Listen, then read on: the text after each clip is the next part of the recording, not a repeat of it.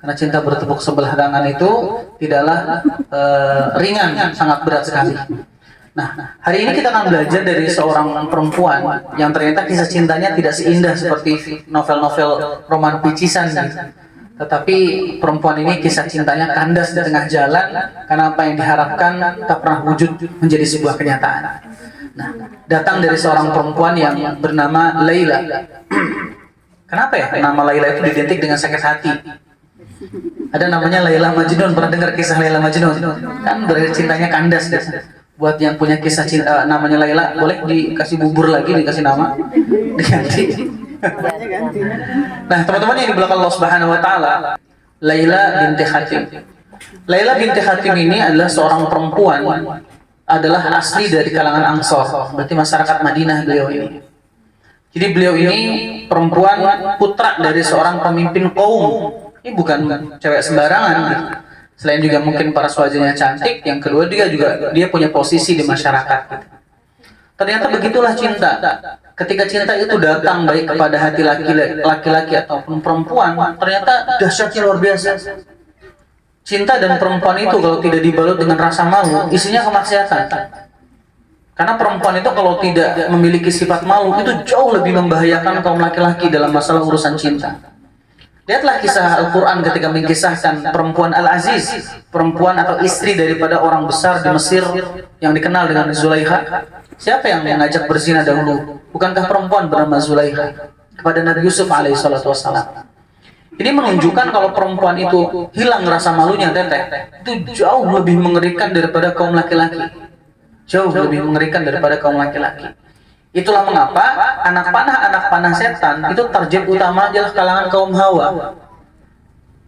Target pertama kalangan setan untuk membidik hati-hatinya perempuan.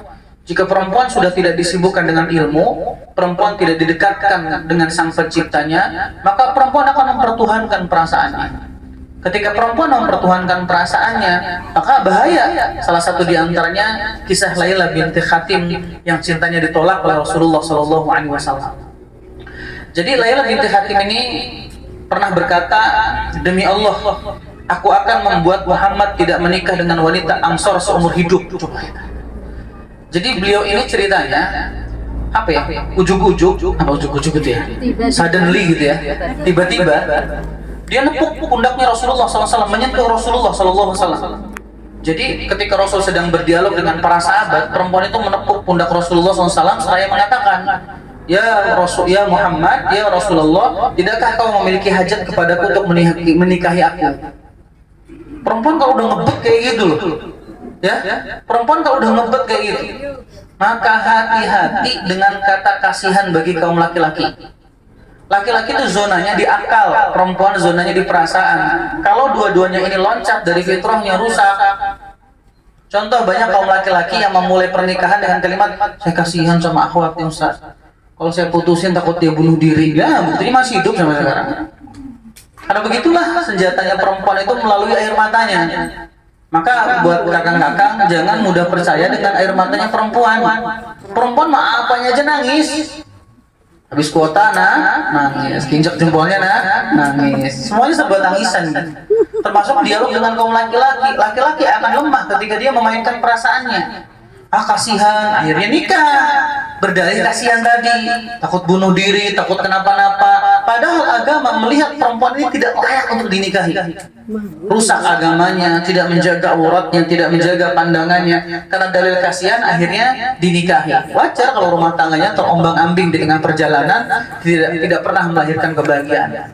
Jadi Laila binti Hatim ini banyak versi yang menyebutkan, salah satu diantaranya beliau ini perempuan yang menepuk pundak Rasulullah. Rasul kaget sampai Rasul nyumpahnya gak enak kedengeran. Semoga orang ini dimakan oleh serigala, kata Rasulullah. Ya, kalau laki-laki soalnya kayak gitu, disentuh perempuan agresif itu marah dia. Bukan, ini kesempatan, bukan gitu. Rasul kaget gitu, beraninya perempuan muda menyentuh Rasulullah SAW. Rasul mengatakan semoga serigala akan memakanmu atau singa memakanmu. Maka kemudian ketika itu perempuan itu maksa dengan kalimat, kata perempuan ini, aku Laila, anak seorang pemimpin kaumku. Aku benar-benar menyerahkan diriku padamu. Ternyata di dalam Islam nggak boleh perempuan menyerahkan diri kepada laki-laki tanpa mahar, tanpa wali, itu nggak boleh. Ya, adapun ada itu cuma Rasulullah SAW itu menyerahkan diri. Kemudian Nabi menjawab, ya aku menerima, tapi pulanglah sampai ada perintah dariku. Jadi sengaja Rasulullah menenteramkan dengan kalimat, ya udah saya terima. Kemudian Rasul bilang, pulanglah dulu sampai aku memerintahkan kamu kembali. Maka perempuan itu pulang, teteh. Ketika pulang, banyak orang berdatangan dengan mengingatkan Laila, kamu kok nggak ngaca? Kamu tuh perempuan pencemburu, kamu banyak ngomong. Nabi tuh nggak suka perempuan-perempuan seperti kamu. Maka ketika itu Laila berpikir dan Laila pun datang kepada Rasulullah mengatakan, ya Rasulullah, putuskan pernikahan ini. Tuh, ya, begitulah perempuan, omongannya nggak bisa dipegang. Sangat mudah berubah-ubah. Itulah alasannya kenapa Anda tidak diberikan tugas untuk memberikan keputusan oleh Allah Subhanahu wa Ta'ala. Karena sangat mudah berubah-ubah. Tadi dengan menggebu sampai menepuk pundak Rasulullah, ingin dinikahi Rasulullah, ketika Rasul mengatakan, ya saya menerimamu, tapi tunggu sampai keputusanku memerintahkanmu kembali. Tiba-tiba dia berubah lagi. Dia mengatakan, putuskan ya Rasulullah, pernikahan ini tidak dilanjutkan karena ada nasihat dari orang-orang supaya kamu sadar diri, kamu perempuan yang nggak pantas bersanding dengan Rasulullah SAW. Dia menerima nasihat tersebut, akhirnya apa? Akhirnya dia dilepaskan oleh Rasulullah SAW. Maka dalam sejarah ada beberapa istri Nabi yang dinikahi tapi belum pernah disentuh sama Nabi. Artinya belum digauli sebagai seorang istri. Ada. Ada yang baru meninggal dunia, ada yang kasusnya seperti ini. Maka Laila ini ternyata horornya meninggal dunianya bener diterkam serigala. Ya, hati-hati ya, jangan sembarang megang cowok ya. Takut cowoknya nyumpahin, mungkin makan mirok sih. Bener makan mirok jempolnya nanti. Nah ternyata dari kisah yang pendek ini Anda ingin menyampaikan bahwa tidak semua kisah cinta kita itu mulus. Ya, maka jangan usah berlebihan dalam urusan cinta mencintai. Biasa saja, diterima alhamdulillah, ditolak Allahu akbar, simpel aja. Cari target lain, sederhana itu. Jadi Islam tidak mengajarkan orang berkecimpung dalam kesedihan, berlarut-larut dalam kesepian, kemudian sampai menjadi satu kisah yang masyhur di kalangan para penyair, kisah Laila Majnun. Seorang perempuan dan pemuda yang jatuh cinta, tak kunjung juga bersama, walau akhirnya sampai meninggal dunia. Kita tidak belajar kisah cinta dari Romeo dan Juliet, yang ketika perempuannya meninggal dunia, kemudian Romeo pun ikut menelan racun. Enggak. Kita tidak belajar kisah cinta dari lagu-lagu roman picisan. Bahkan kita tidak belajar kisah cinta dari seorang pasang laki-laki dan perempuan yang menulis secari kertas, jangan pisahkan mayat kami berdua, kemudian mereka berdua mengikat tubuhnya di rel kereta api dan tertabrak, dua-duanya terpotong. Ya benar nggak dipisahin sampai neraka bareng-bareng. Nah, kita nggak belajar dari kisah cinta demikian. Kita belajar kisah cinta dari manusia mulia seperti Rasulullah SAW. Kita belajar kisah cinta dari Sayyidah Khadijah. Kita belajar kisah cinta daripada Ibunda Aisyah. Hamba-hamba Allah yang sudah jelas-jelas mendapatkan kabar gembira dari Allah. Mereka termasuk orang-orang yang dijanjikan surga oleh Allah Subhanahu wa Ta'ala. Kita bermuara pada kubang kemaksiatan itu menunjukkan kita nggak paham tentang cinta itu sendiri. Kita nggak ngerti definisi cinta itu sendiri. Sehingga banyak di antara kita yang cintanya ya kandas di tengah perjalanan tidak akan pernah melahirkan kebahagiaan. Kalau sekelas, maaf, Laila binti Hakim yang ditolak cintanya oleh Rasulullah, bukankah Rasul sendiri sebagai seorang laki-laki juga pernah ditolak cintanya? Apakah laki-laki sekelas Rasulullah ketika ditolak cintanya lari ke kamar, kemudian menggigit bantalnya, menangis, membuat kata-kata puitis? Enggak. Nabi selalu aja kok. Nabi mampu pulih dengan rasa sakitnya. Contoh bayangkan Rasulullah sebelum usia 25 tahun, sebelum menikah dengan Ibunda Khadijah, Rasulullah tuh jatuh cinta dengan seorang perempuan yang tinggal serumah sama Rasulullah SAW. Namanya Ummu Hani, saudari daripada Ali bin Abi Thalib. Ketika Rasulullah SAW menyatakan cintanya kepada bapaknya Abu Thalib, pamannya, artinya bapak si perempuan tersebut, bukankah pamannya menolak lembut dengan mengatakan, nah, Ummu Hani sudah ada yang mengkhidbahnya. Maka Rasulullah SAW menerima kenyataan. Rasul nggak yang kayak anak-anak pemuda sekarang yang kemudian merangkai kata-kata puitis, kemudian menyiksa diri, lari ke pinggir laut, melihat sunlight apa sunrise nih? Sunrise gitu, ngelihat matahari terbenam kayak orang majusi. Enggak, Rasul bangkit kok. Bahkan di usia Rasul yang sudah tidak lagi muda, di atas 50 tahun, Rasulullah pernah mendapatkan kesempatan untuk mengulang cinta tersebut. Coba. Pertanyaannya, berarti dalam banget cinta Rasulullah ke Ummu Hani ini. Sampai di usia yang tidak muda, Rasul pun menyampaikan cintanya lagi. Ummu Hani datang, statusnya janda lagi. Artinya lebih mungkin mendapatkan Ummu Hani, dan Ummu Hani itu cinta sama Rasulullah. Tolonglah belajar cinta dari mereka-mereka ini yang paling mengerti bahwa cinta tak harus memiliki. Tapi cinta nggak pernah berhenti untuk memberikan kebaikan, kan?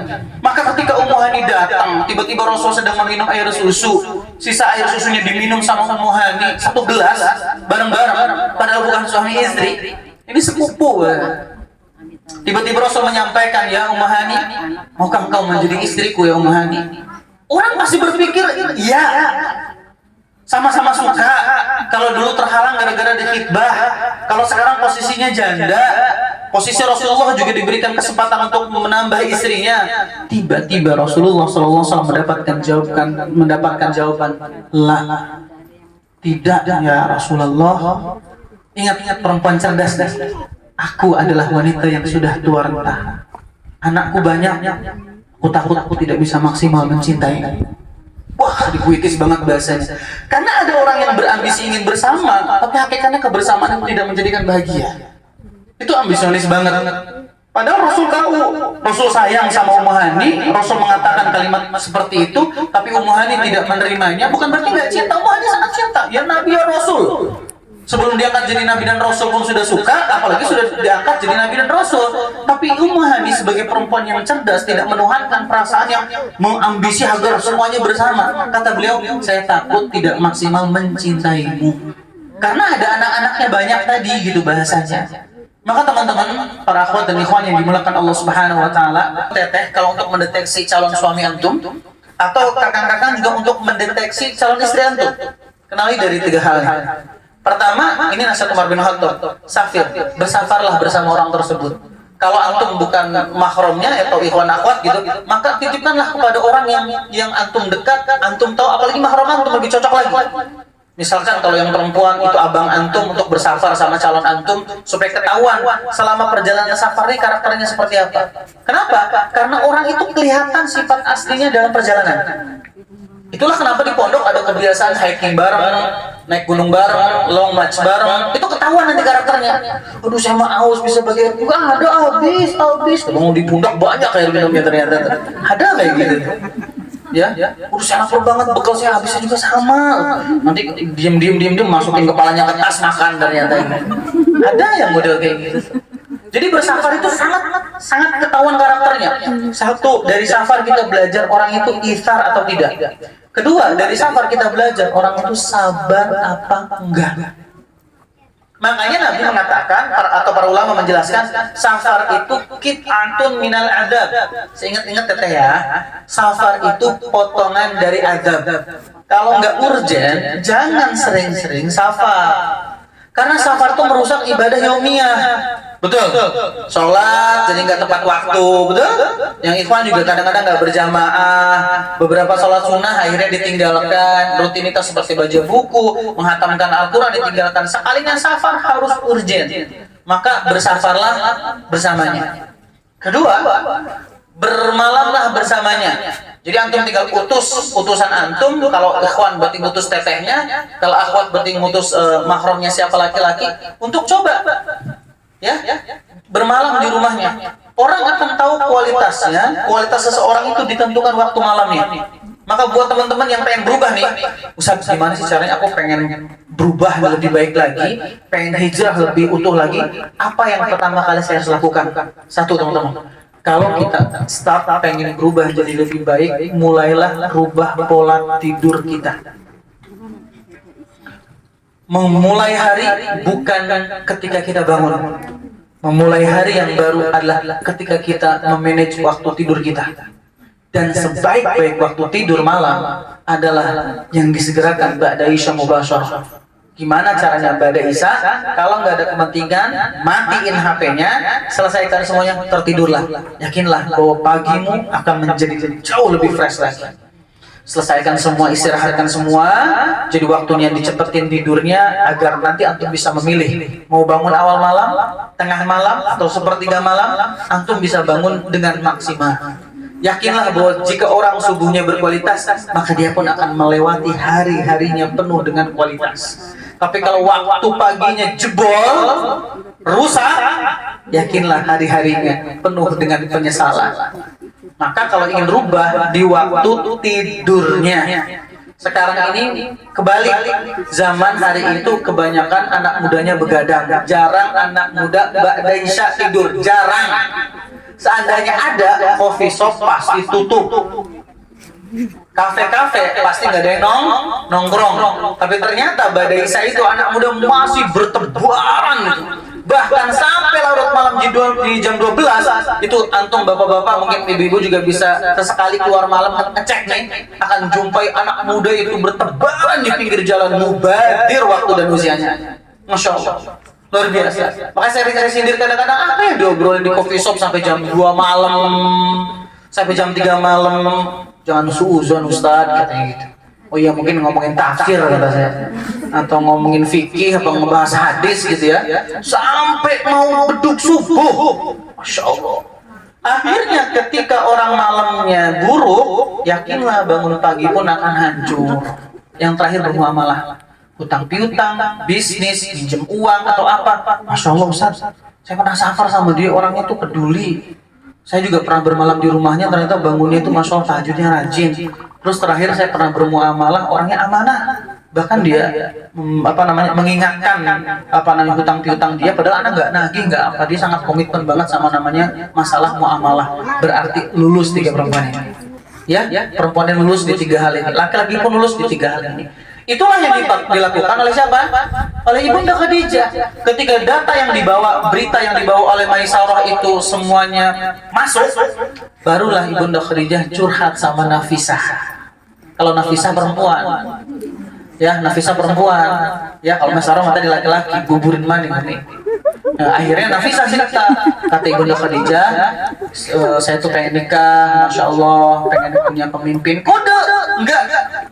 Terus terang yang saya suka sama Nabi Muhammad, tolong sampai enggak kode. Dan Ibunda Khadijah ketika itu bercerita sehingga Nafisah sebagai teman dekatnya bisa menyimpulkan, oh Khadijah ini tertarik sama Muhammad.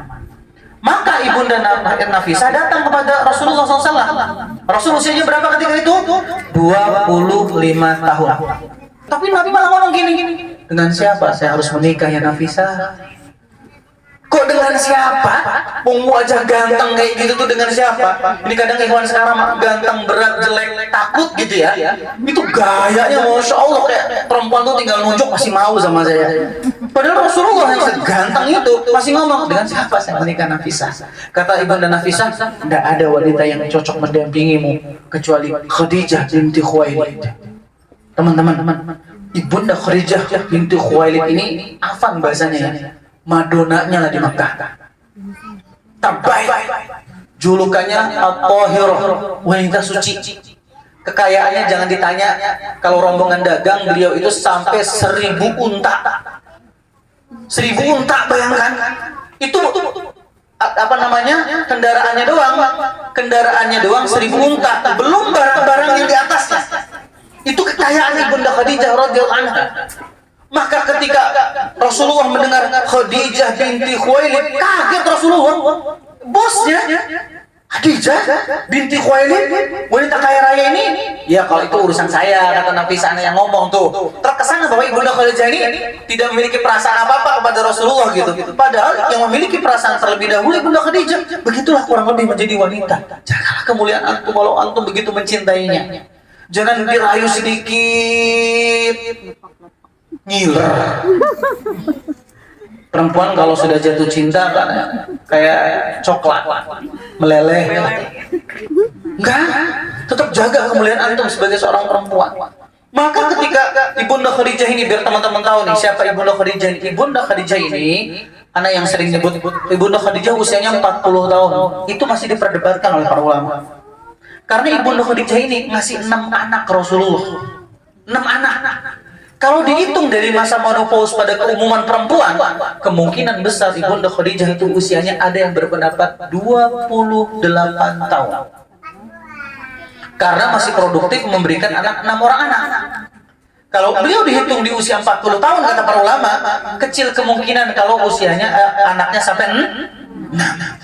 Walau beliau bawa anak tiri 3, nikah pertama punya 2, nikah kedua punya 1, mana suaminya Ustaz? Kenapa dicerai Ibunda Khadijah? Enggak, Ibunda Khadijah enggak dicerai. Ibunda Khadijah dua-duanya suaminya meninggal dunia semuanya. Suami pertama kaya raya meninggal dunia, dinikahi oleh orang kaya lagi meninggal dunia. Dan kita tahu usia Ibunda Khadijah pertama menikah di usia berapa? 14 tahun. 14. Ya Allah, saya mau jangan-jangan sisanya 14 ini Ustaz. 14 tahun. Ini yang menjadi rahasia. Kenapa perempuan-perempuan solehah rata-rata nikahnya di usia muda? Ibunda Aisyah 9 tahun. Anak lagi ngobrol sama bule orang Australia, tinggalnya di Bali, stay-nya di Bali, udah 20 tahun di Indonesia. Dia lagi penasaran banget menggali. Akhirnya direkomendasiin dialog sama anak, tapi dia lagi di Amerika. Jadi dialog waktunya nggak nyambung. Anak pagi, siang, di sana malam, jadi nggak nyambung gitu. Belum balas-balas lagi. Pertanyaan pertama si bule itu nanya pakai masuk Islam. Kata si bulenya, Pak Ustaz tolong jelaskan kenapa Rasulullah itu dalam buku-buku sejarah Islam menikahi Aisyah yang usianya 9 tahun, dikhitbah di usia 7 tahun, 6 sampai 7 tahun. Saya jelaskan. Satu, Mister, yang namanya pernikahan dengan orang yang lebih muda itu tidak menjadi ajang perdebatan di zaman itu. Itu sudah menjadi lumrah. Hari inilah yang itu menjadi musibah. Seolah-olah nikah itu harus sama-sama muda, harus sama-sama cantik dan ganteng gitu. Akhirnya banyak anak-anak muda yang berpikirnya seperti itu. Lambat laun dia akan menyadari bahwa nikah bukan seidealis seperti itu. Nikah itu tentang visi misi bersama. Tujuannya surga atau bukan? Bukan sama-sama cantik dan ganteng, bukan sama-sama muda, bukan. Tapi tentang visi misi bersama. Itu pertama. Kedua, kata saya, Mister, Ibunda Aisyah itu dinikahi Rasulullah SAW, digauli di usia 9 tahun. Itu di mana usia perempuan, maaf, secara biologis sudah siap digauli. Tandanya dengan adanya menstruasi. Usia 9 tahun sudah menstruasi. Bahkan saya ketemu di Masjid Citralen, ada, saya pikir mahasiswi, hujan, perosotan. Badannya lebih tinggi daripada Anda. Perosotan. Saya tegur, apanya kamu perosotan? Bajunya kan kasih. Apa sih Pak? Bocah. Saya tanya kamu, berapa kamu? Kelas berapa kok perosotan kayak gini? Aku kelas 4 di Al-Azhar. Kelas 4. Tinggi banget. Badannya sudah kayak masih sudah, apa bahasanya? Sudah sempurna sebagai seorang perempuan gitu. Kelas 4. Usia itu berapa? 9 tahun Pak. Ada temannya bilang, ya Pak Ustadz itu kakeknya orang Amsterdam, turunan Belanda. Ya, ternyata longsor. Disitulah saya melihat, Ibunda Aisyah. Ternyata ada. Kalau Ibunda Aisyah antum pikir di usia segitu sudah dewasa, sudah matang, enggak. Ibunda Aisyah tuh maaf sudah dinikahi Nabi masih main boneka. Dalam hadis disebutkan Ibunda Aisyah izin sambil manja, boleh nggak teman aku main? Saking masih bocahnya, izinin Rasul main. Sekarang, coba lihat anak-anak kita di usia kelas 6 SD misalkan, urusan make up. Abang hijau biru sini. 18 tahun beliau menjadi seorang janda, ditinggal Rasul usianya 17 tahun. Apa hebat beliau? Beliau adalah perawi hadis terbanyak, jumlah riwayat hadis yang beliau riwayatkan 2000 hadis lebih. Setengahnya riwayatnya Abu Hurairah yang 5374 hadis. Subhanallah. Sebagai satu-satunya istri Nabi yang mewarisi keilmuan luar biasa. Usia berapa nikahnya? 9 tahun. Saya cuma pengen tahu sih buat tete-tete yang mengakhirkan pernikahan dengan alasan karir. Karir apa keril benar? Alasannya demi menuntut ilmu. Seberapa manfaat ilmu yang antum dapatkan? Coba, seberapa manfaat? Baru saja bahas kita tadi di Masjid Darul Aiman. Al-Quran menjelaskan tentang perempuan, teman-teman. Para hadirin yang dimuliakan Allah Subhanahu Wa Taala. Al-Quran ya, berbicara tentang perempuan. Cuma dibagi menjadi 2. perempuan di zaman sebelum Nabi, perempuan di zaman setelah Nabi. Nabi diutus. Perempuan sebelum zaman Nabi, istri Nabi Adam, Nabi Nuh, Nabi Lut, istrinya Fir'aun, siapa lagi? Ibundanya Nabi Musa, perempuan yang bertemu dengan Nabi Musa, istrinya Nabi Ibrahim, baik Sarah dan juga Hajar. Terus pembahasan tentang istrinya Al-Aziz, Zulaiha, istri. Udah selesai tuh, banyak tentang istri. Ketika di zaman Nabi sudah diutus, Al-Quran juga membahas beberapa perempuan. Perempuan yang dibahas di dalam Al-Quran, satu, istri Nabi Bunda Aisyah. Kedua, istri Nabi bernama Zainab. Ketiga, istrinya Abu Lahab. Kalau dipresentasikan pembahasan Al-Quran tentang teteh, maaf teteh, single, istri, ibu, hanya pembahasan tentang single itu kurang menarik di dalam Al-Quran. Mau saya sampaikan lagi, single itu kurang menarik di dalam Al-Quran. Saya bahas lagi biar kedengeran. Single itu tidak menarik pembahasannya di dalam Al-Quran.